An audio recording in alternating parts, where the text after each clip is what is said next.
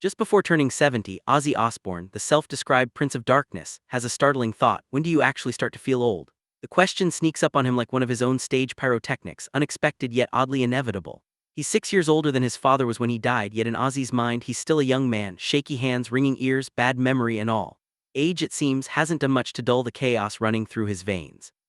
His body might tremble from Parkinson's, his hearing might be half gone, and his short-term memory may have fizzled out back in the early 90s, but the man can still storm across a festival stage for 2 hours, foam gun in hand, screaming war pigs, to tens of thousands.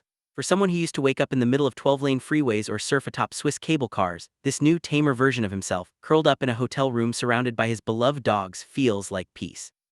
Not boring peace, but earned peace, rock and roll peace. In a moment of reflective vanity, he admits that weirdly enough he looks better than ever.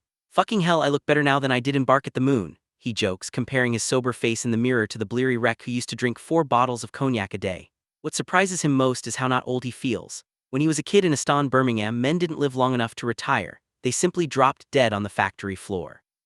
His father's death in his early 60s barely registered as tragic, it was just what happened.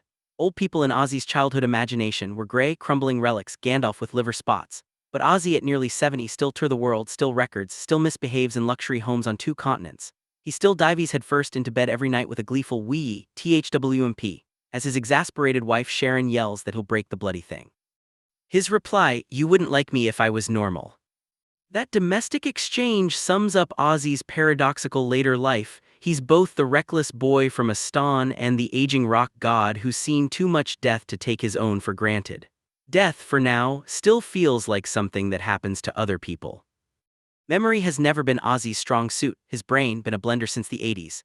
But he pinpoints the beginning of the events that follow to late 2018, when he was in the middle of what was supposed to be his farewell tour. Its name, No More Tour II, was a joke that wasn't entirely a joke. He'd already tried to retire once in the early 90s, calling that tour No More Tour before realizing he wasn't built for gardening and wellies. This time, though, he meant it, or thought he did.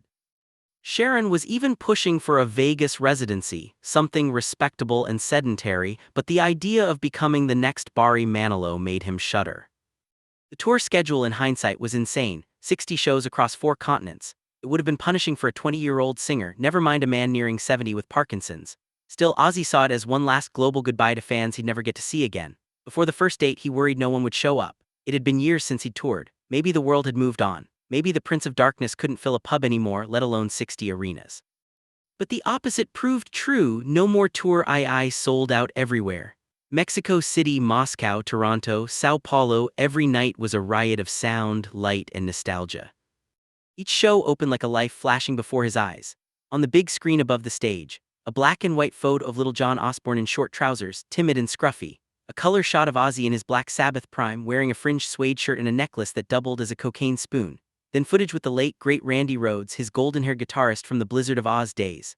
All of it exploded into flames, punctuated by the booming Latin chorus of Carmina Burana. Da-da-da-da.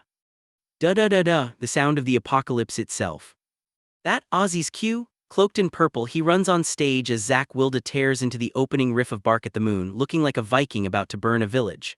The rush hits Ozzy like the best high he's ever had, and he would know he's tried them all. This, though, is pure and uncut. No pill, powder, or potion can match the electricity of that crowd, every time it's rebirth. What makes this tour different isn't just the success, it's the warmth behind the curtain. Rock tour are often toxic jungles of ego, excess, and exhaustion, but No More Tour II feels like family. Zakk Wylde, Ozzy's longtime guitarist and spiritual brother, is not just a virtuoso but a loyal friend, one of the few who stuck around through Ozzy's darkest relapses. "Some people only love you when you're up," Ozzy says, but Zack's always been there, no questions asked. On drums is Tommy Clufidos, a clean-living gym rat who functions as Ozzy's unofficial babysitter. On bass, Rob Blasco Nicholson, another dependable companion. And on keyboards, Adam Wakeman, son of the legendary Rick Wakeman, who once played on Black Sabbath's Sabra Cadabra for the modest fee of 2 pints of bitter. "Rick was a bit of a pisshead back then," Ozzy laughs, "which is why we got on so well." The camaraderie gives the whole tour a strange serenity.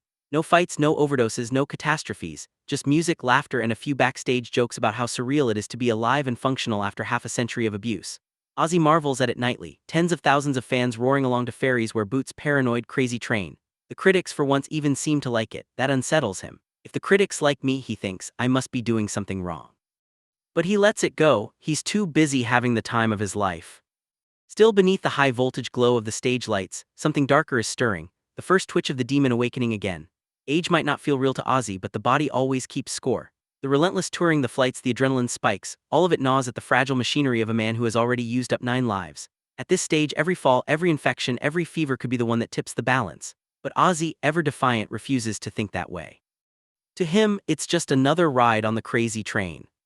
He doesn't know it yet, but this victory lap will mark the beginning of one of the hardest chapters of his life. Years of sickness, surgeries, and public doubts about whether he'll ever perform again.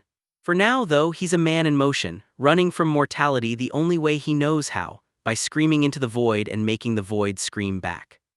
Ozzy's recollection of the tour is painted in a mixture of humor, awe, and disbelief.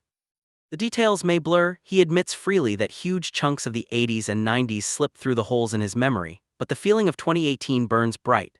The connection with the audience, the fire of the music, the spiritual communion of tens of thousands singing his words back at him, it's all the proof he needs that he's not finished yet. In fact, it makes him feel younger than ever. There's a strange poetry in the contrast between the young man from Osbourne who expected to die by 30 and the elder rock star who now looks down from the stage lights at 70, still alive, still adored. Back in the factory days, no one dreamed of living long enough to feel irrelevant. Now Ozzy faces the opposite problem. He's lived long enough to outlast every rule he grew up with. Mortality doesn't frighten him so much as it confuses him. How the hell is he still here? The drugs, the booze, the bats, the bikes, any one of them should have done him in decades ago. Yet here he stands night after night out shouting the Reaper. He jokes about it constantly, but the subtext is clear. Surviving this long has forced him to confront something he never learned in the chaos of fame: gratitude. He talks tenderly about his dogs, the companions who replaced the backstage circus of groupies and hangers-on. He speaks lovingly of Sharon, his wife and manager, who screamed at him, saved him, and steered him through every storm. Even when she yells that he'll break the bed, her voice is the sound of home. The wild man of rock, it turns out, still craves the same thing every aging soul does: comfort, continuity, a place to land. The Demon Awakes isn't just about Ozzy's music, it's about his disbelief at being alive to tell the tale. It captures the uneasy space between myth and man, between the onstage beast and the offstage husband feeding his dogs. The chapter ends on a note of raw joy, him standing before a sea of fans, the spotlight burning like divine judgment, their voices rising in unison to Crazy Train. It's a communion that transcends age, disease, and memory. For 2 hours a night, he isn't 70. He isn't sick, he isn't afraid. He's just Ozzy, madman, survivor, rock god, and ordinary bloke from Birmingham all rolled into one. He doesn't know what comes next, nobody does, but for now, he's still running full tilt across the stage, still shouting, "I love you all," to the roaring dark. The demon isn't gone, just sleeping, and as the title promises, it's awake again. Tone and structure summary. This first chapter sets the tone for the memoir as a mixture of gallows humor, brutal honesty, and reflective warmth. It's part rock confessional, part survivor's chronicle. The narrative oscillates between Ozzy's past and present, balancing the myth of his indestructibility with the reality of aging and disease. What might have been a grim meditation on decline becomes instead a celebration of endurance, the miracle that he's still standing, still funny, still grateful. Ozzy's language, vulgar, direct, and disarmingly self-deprecating, keeps the tone from ever slipping into self-pity. "I should know I've taken 'em all," he says about drugs. "You wouldn't like me if I was normal," he says to Sharon. These lines distill his life philosophy: chaos as identity, madness as survival. Yet beneath the jokes lies something softer, a quiet awe that he's lived long enough to see himself clearly. The Demon Awakes functions as both prologue and thesis for the rest of the memoir, that even after decades of self-destruction, reinvention, and near-death, Ozzy Osbourne remains a man possessed by the same reckless spirit that once made him a legend. He's no longer chasing demons, he's living with them, laughing with them, and in a strange way, thanking them for keeping him alive.